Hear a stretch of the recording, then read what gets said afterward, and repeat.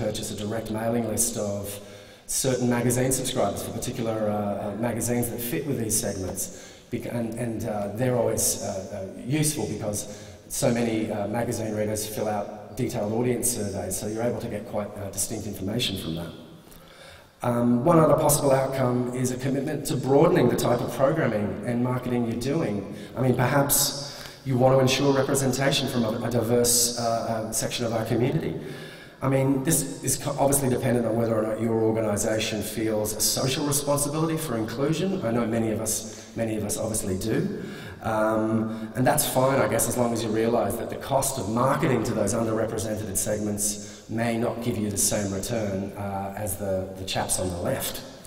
And you know, in the UK, for instance, arts funding is often dependent on audience mix and diversity of attendance, but that practically means that the cost of acquisition can be quite huge, which is why they sometimes end up giving away the tickets for free.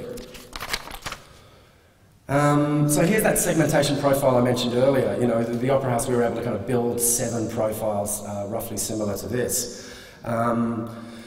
So we could kind of get clear patterns of difference, you know, kind of defining what their cultural background was, what their political leanings were, their leisure and recreation preferences, their affluence, their education. And so how can you practically use that in your marketing? Well, it can help you make decisions around specifics of where you're actually targeting.